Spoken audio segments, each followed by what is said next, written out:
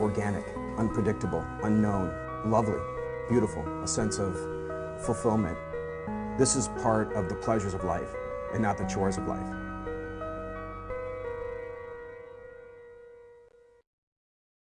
Coming up on Daily Iowan TV, we take a look at where some of the UI's academic programs rank nationally, and the answer may surprise you. Plus in sports, we'll tell you why Coach Ferentz promises big changes in this season's play calling. That's all coming your way next. Daily Iowan TV starts now. I'm Tom Brokaw. For more than 100 years now, the University of Iowa community has been waking up to the Daily Iowan. Today, it's the largest newsroom in eastern Iowa. And now you can see the news every night on Daily Iowan TV and get it anytime worldwide at dailyiowan.com.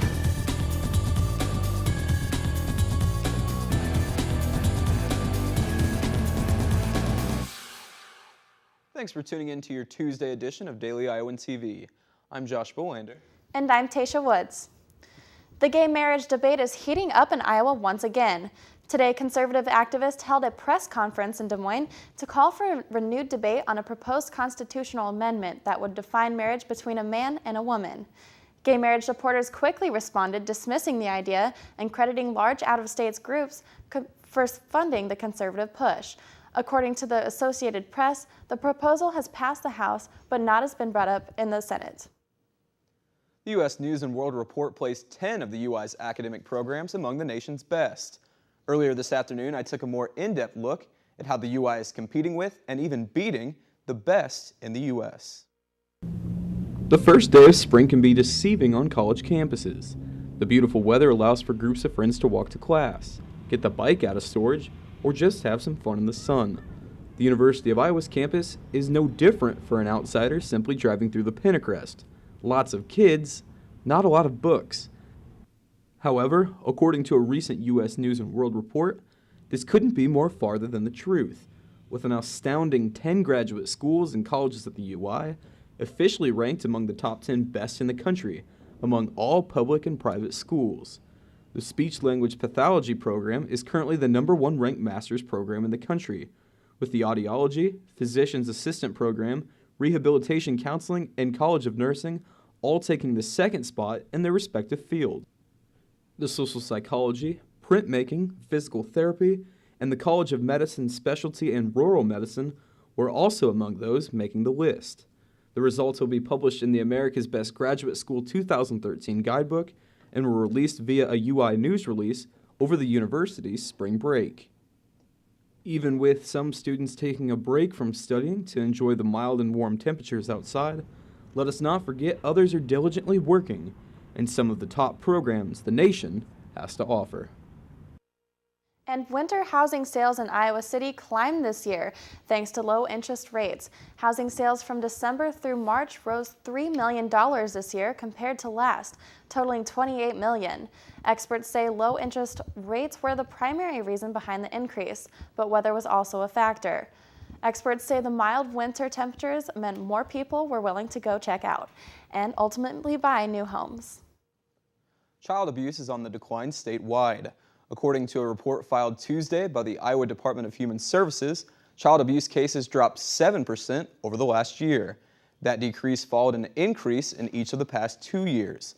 Officials say they are pleased with the findings and credit an improved economy as a likely contributor to the decrease. Still to come on Daily Iowan TV, although usually rivals, we'll tell you how the UI is going green with a little help from the Cardinal and Gold. And tournament dreams may be over for the Hawks, but not for some local fans. We went around Iowa City in search of the perfect bracket. That's coming up later in sports. That's coming up in a bit, but first let's go to Christina Targos for a look at tomorrow's weather forecast. Thanks, Tasha. You mentioned those warm winter temperatures a minute ago. Well, today was actually the first day of spring, and with it we saw some beautiful warm temperatures. And it's going to be sticking around tomorrow too.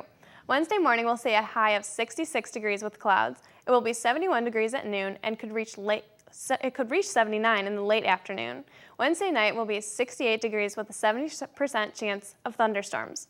That's your look at Wednesday, and I'll be back in a bit with your 6-day forecast. The head of the Iowa School for the Deaf is stepping down. The State Board of Regents is expected to accept the resignation of Jean Prickett tomorrow as she leaves to take a job in Florida. Prickett served as superintendent of the school since 2003. With gas prices on the rise, it seems everyone is looking for alternative fuel sources. And here at the UI, that search has taken researchers in pursuit of clean biofuels. Daily Iowan TV's Nick Rector tells us why new funding could lead to big breakthroughs for clean energy. In 2003, the University of Iowa made a big step towards green. They started using oat particles as a source of biofuel. Now, just 10 years later, they're making an even bigger step towards green. The UI has recently teamed up with Iowa State and Northern Iowa in a sustainable energy project, earning them $25,000 in grant money from ISU. The money will be used to find different and more local biomass fuels like grass and wood chips to be used in the UI's main power plant. We keep that money locally rather than spending it on coal that leaves the state. Several groups will be working on the project in hopes to find a new source of biofuel to feed the UI's main power plant. And the Office of Sustainability is quite confident the project will be successful. However, they are being careful. And we want to do it in a manner that improves the environmental and economic performance of Iowa lands. It's more than going out and just clear-cutting timber. The UI's Office of Sustainability is working hard to reach their goal of 40% renewable energy by 2020.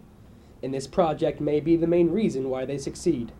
Nick Rector, Daily Iowan TV. Today, police in California said a body that went unidentified for over 30 years is that of a Marine from Des Moines. In 1974, a man was found dead in a California condominium, and for years, no one knew who he was. Today, he was identified as Oral Stewart Jr. of Des Moines, who was reported missing from a Marine base 12 days after his body was found. The case was ruled a homicide and is still under investigation. Now it's time to check back in with Christina Targos for your 6-day forecast. Christina? Thanks, Tasha. We will continue to see these warm temperatures the next few days, but by the end of the week, it will start cooling off. Wednesday will have a high of 79 with cloudy skies. Thursday will have a high of 71 with a 90% chance of rain, so don't forget your umbrellas.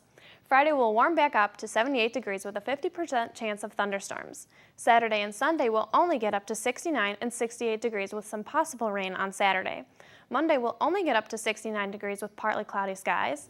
Now that's your 6-day forecast. Back to you at the desk. Thanks, Christina. And now Daily Iowan's Alicia Denez is here for your look at Hawkeye sports. Spring practice is always a time to fine-tune for football teams, but in Iowa City, Spring's Football 2012 has every Hawkeye relearning the game. Ian Martin gives us a first look at this new-look Iowa football program. Kirk Ferentz is up front about an obvious flaw of the 2012 Iowa football team. We have three groups, I think, really that are pretty young right now, the running backs, receivers, and defensive line. But after a criticized offensive approach in 2011 and the playbook overhaul led by new offensive coordinator Greg Davis, it's not just the first and second year players studying a new system, it's every single person in the program.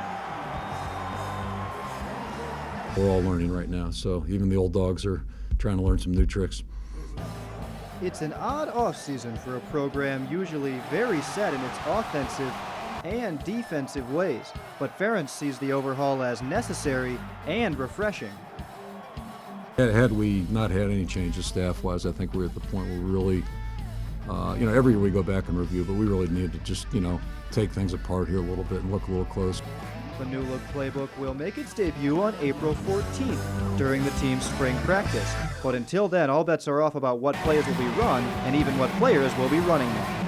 I told the players this morning, those depth charts are, you throw those things out a week from now, they mean nothing. It's just a starting point. Ian Martin, Daily Iowan TV Sports. And while Ferentz announced the start of a new career for many Iowa football players, one Iowa basketball career has come to an end. Iowa men's basketball player Brandon Stubbs chooses to leave the Iowa program. Stubbs is a walk-on from Pleasant Hill. He played in 12 games this year for the Hawkeyes. He was named Class 2A Player of the Year in 2010. He attended Des Moines Christian High School and led the class in scoring and assisting. Stubbs is transferring in hopes of finding more playing time elsewhere. He's considering both Division I or Division II offers. Staying on basketball court, the NCAA tournament is down to only 16 teams, and there are plenty of surprises in the first 3 rounds. We talked to some UI students to see if their brackets are still sweet or badly busted. You know, the bracket's been a little rough. Missouri and Duke falling never, I guess, didn't help me out. I had Missouri in the Final Four, so kind of wrecked it. A lot of upsets this year and tough to call, I guess. I think it's going okay from what my family has told me. It was more of a family thing, and they did it for me. Right now I have 10 of the 16 Sweet 16 teams with the possibility of 7 of the 8 Elite 8. UNC can get to the title game. I should be pretty good. And then Kentucky, Michigan State too. There is still a lot that can happen when play resumes Thursday with the first half of Sweet 16 games. That's all I have for tonight, guys. Back to you at the desk. Thanks, Alicia. And now let's go beyond Iowa and take a look at some of the top headlines from around the globe. Right now, you're looking at the first 2 Tomahawk missiles that began the Iraq War back in 2003. Tuesday marked the 9th anniversary of the invasion and was met with several bombs in Iraq, which killed at least 45 people. A strong earthquake hit Mexico today, just east of one of its biggest tourist towns. The quake struck outside of Acapulco and had a magnitude of a 7.4. Even 200 miles away in Mexico City, people had to be evacuated from buildings. The extent of the damage is unknown.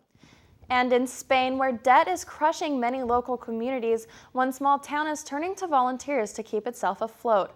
The mayor of Higuera de la Serena has asked the townspeople to pick up brooms, mops, and whatever else to keep the city running. And we haven't had snow in Iowa for weeks, but in Pennsylvania, they're still hitting the slopes. Skiers took advantage of the last of the snow with an annual pond skimming contest. Skiers and snowboarders alike used their speed and skill to try and make it across the makeshift pond. Those who made it got a t-shirt and bragging rights. Those who didn't, an ice-cold bath. And only with Daily Iowan TV can you get a sneak peek into Wednesday's pages of the Daily Iowan. Read about why student loan rates may double in the coming months. Plus, why the UI is considering making a very large investment in a local animal shelter. That's your latest edition of Daily Iowan TV. Be sure to check us out at the same time tomorrow or anytime online at dailyiowan.com. Thanks for watching and have a great night.